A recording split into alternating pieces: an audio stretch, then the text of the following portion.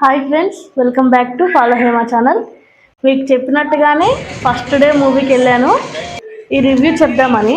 కానీ నేను preview already చెప్పేశాను కదా. ఆ ప్రివ్యూలో నేను ఏదైతే చెప్పానో మూవీలో అయితే అదే ఉంది. నేను ఆశ్చర్యపోయిన, అసలు నేను ఇంత కరెక్ట్గా ఎలా గెస్ట్ చేశాను. దాన్ని గెస్ట్ చేసి నేను ప్రివ్యూ చేశాను.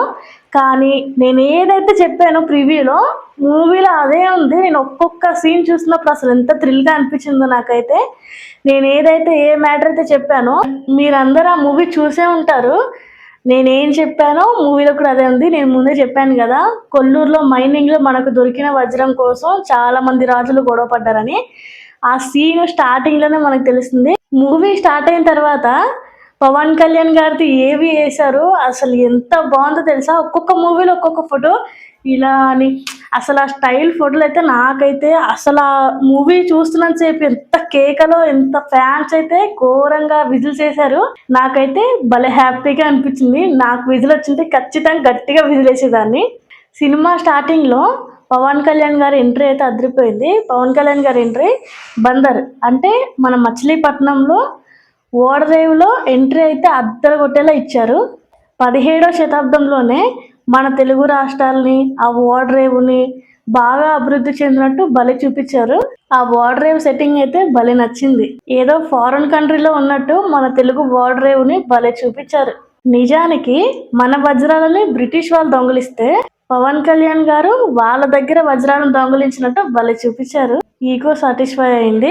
నిజానికి అంత విలువైన కోహినూరు వజ్రం మనది, మన తెలుగు వాళ్ళది, కొల్లూరుది.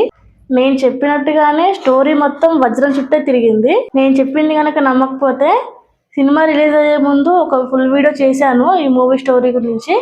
పైన కార్డ్స్లో ఆ ఫుల్ వీడియో ఇస్తాను, చూడండి. మీరే ఆశ్చర్యపోతారు, అసలు ఈమె ఇంత కరెక్ట్గా ఎలా చెప్పింది, ఈమెకి ఎలా తెలుసు స్టోరీ గురించి అని. మీరేంటి, నేనే ఆశ్చర్యపోయాను అసలు స్టోరీ నాకు అంత కరెక్ట్గా ఎలా తెలిసిందని. నా గెస్ మొత్తం కరెక్ట్ అయింది. మీలో ఎంతమంది వెళ్ళి సినిమా చూశారు కింద కామెంట్ చేయండి. ఫస్ట్ డేనే మనకి ఇష్టమైన హీరో మూవీ చూస్తే ఆ కిక్కే వేరబ్బా. ఫస్ట్ హాఫ్ అయితే ఫ్యాన్స్కి అందరికీ పూనకాలి అని చెప్పాలి.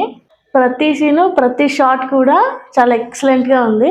ప్రతి సీన్లో కూడా ఆయనని ఎలివేట్ చేస్తూ బ్యాక్గ్రౌండ్ మ్యూజిక్ అయితే అత్తిరిపోయిందని చెప్పుకోవాలి. ఫస్ట్ హాఫ్లో ఉన్నంత జోస్ అయితే సెకండ్ హాఫ్లో కొంచెం స్లో అయిందని చెప్పాలి. ఆ తోడేళ్ళు రావడం కానీ, ఆ కామెడీ సీన్ కానీ బాగా లాగ్ అయిందని చెప్పాలి. కామెడీ కూడా అంత బాగా ఏం పనలేదు, అసలు బాగాలేదు. సెకండ్ హాఫ్ అంతా బాగా స్లోగా నడిచింది. ఫస్ట్ హాఫ్ లాగానే సెకండ్ హాఫ్ కూడా జోష్లో నడిచింటే ఇండస్ట్రీ హిట్ అయ్యేది మూవీ. ఇప్పుడు బాహుబలి మూవీలో చూసుకుంటే కట్టప్ప బాహుబలిని ఎందుకు చంపాడు అన్న సస్పెన్స్తో ఆపేశారు. ఇక్కడ పుష్ప మూవీలో చూసుకుంటే షికావత్ పగతో ఉన్నాడు. ఇంకా పుష్పరాజ్ ఏమో కథ ఇప్పుడే స్టార్ట్ అయిందని అన్నాడు.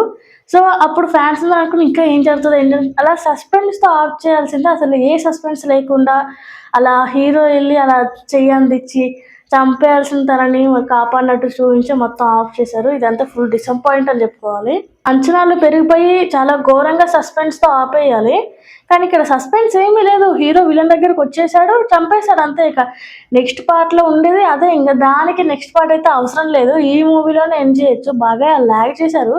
డైలీ సీరియల్స్ కన్నా ఇప్పుడు ఈరోజు చూసాము, రేపు ఏం జరుగుతుందో అన్న సస్పెన్స్తో ఆఫ్ చేస్తారు.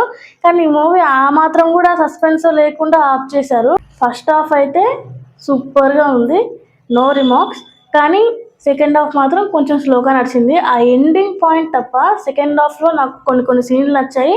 ఫస్ట్ హాఫ్ మాత్రం చాలా బాగుంది. సెకండ్ హాఫ్లో కొన్ని సీన్లు నచ్చాయి. ఆ ఎండింగ్ మాత్రం నాకు నచ్చలేదు.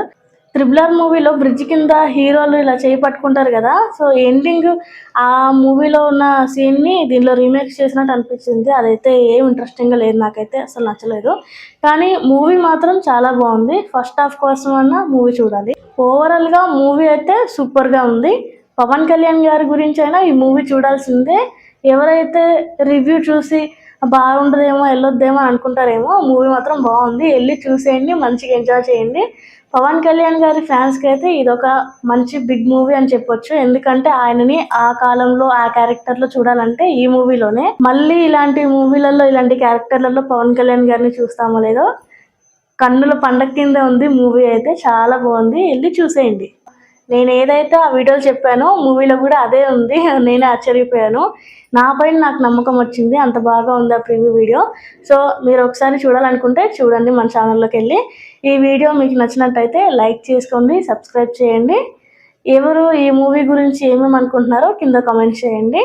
మరో కొన్ని మూవీలతో మరో వీడియోతో మీ ముందుకు వచ్చేస్తాను.